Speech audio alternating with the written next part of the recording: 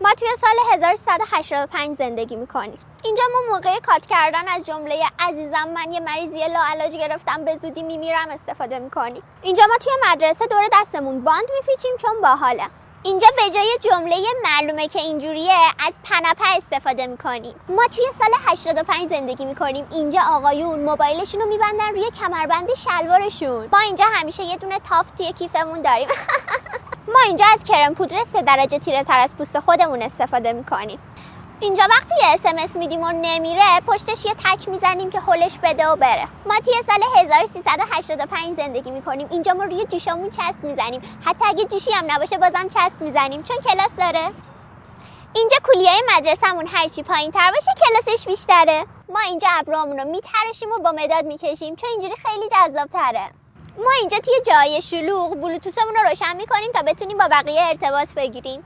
ما توی سال 85 زندگی میکنیم. اینجا ما کله غم میذاریم روی سرمون چون فکر میکنیم خیلی با کلاسه.